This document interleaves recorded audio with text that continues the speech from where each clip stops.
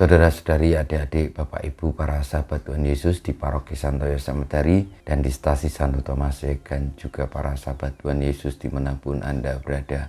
Berkah dalam, salam semangat, sehat selalu, tetap bahagia dan tekun berbuat baik. Kembali marilah kita belajar ilmu sejati pada hari Sabtu tanggal 28 Januari tahun 2023. Bersama dengan gereja kita memperingati peringatan wajib Santo Thomas Aquino, Imam Pujangga Gereja.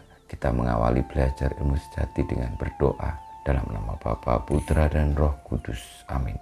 Allah Bapa Maha Bijaksana, berkat pertolongan-Mu, Santo Thomas Aquino telah mempersembahkan ilmu dan pengabdiannya guna menyemarakkan gereja-Mu. Kami mohon semoga kami selalu terbuka terhadap ajaran Pujangga-Mu ini, dan berilah kami kemampuan untuk menyelami dan menghayati iman kami dengan pengantaran Tuhan kami Yesus Kristus Putra-Mu yang hidup dan berkuasa bersama Dikau dalam persatuan Roh Kudus, Allah sepanjang segala masa. Amin.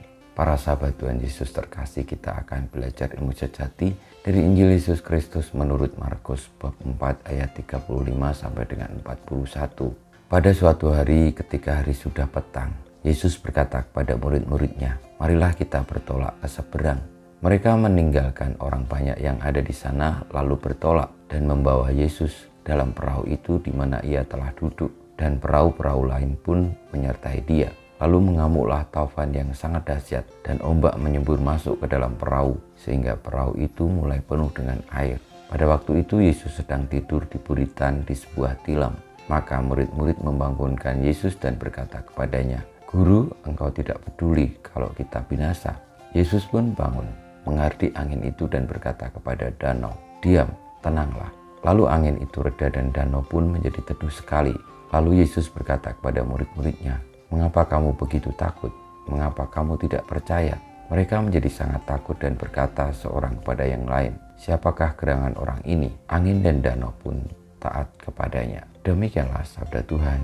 Terpujilah Kristus. Para sahabat Tuhan Yesus yang terkasih, diceritakan dalam Injil, Tuhan Yesus bersama para muridnya bertolak ke seberang, dari seberang satu ke seberang yang lain dengan menggunakan perahu di atas Danau Galilea. Danau Galilea sendiri adalah danau yang cukup luas, tetapi airnya begitu tenang. Kalau diceritakan ada angin ribut yang melanda, berarti memang begitu mengerikannya karena Danau Galilea itu begitu tenang dan terlihat begitu dalam. Airnya jernih, dingin, dan memang kalau sedang berkabut danau itu bisa tidak kelihatan. Saudara-saudari yang terkasih, kadang-kadang dalam hidup ini kita juga berhadapan dengan berbagai macam masalah dan juga tantangan. Sebagaimana para murid, kita kadang merasa takut, khawatir karena tantangan itu bisa mencelakai kita atau membuat kita binasa. Namun Tuhan Yesus yang adalah pemilik alam semesta, yang adalah pencipta, yang adalah sabda Allah sendiri, kiranya memiliki kuasa akan segala sesuatu terhadap alam ini. Sehingga sabda Tuhan jelas mengapa para murid takut akan alur alam yang memang harus terjadi. Alam memang demikianlah, tantangan memang demikianlah. Bukan berarti kalau kita tidak takut lalu kita menyerah, tetapi dengan tidak takut kita sudah lebih maju satu langkah untuk menghadapi tantangan itu.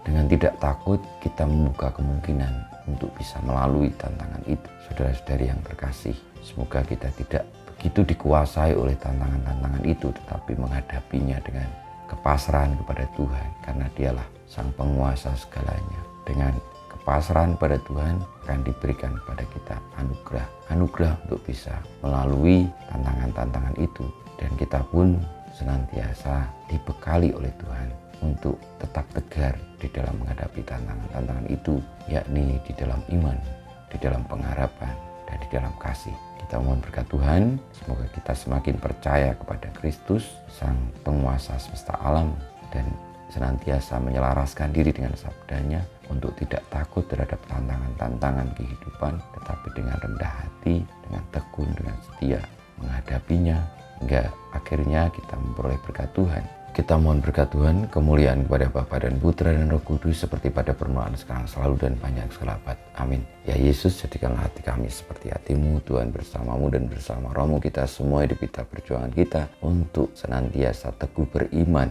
senantiasa menyandarkan diri akan kuasa Allah, senantiasa dibimbing, dilindungi, diberkati Allah yang Maha Kuasa, Bapa, Putra dan Roh Kudus. Amin.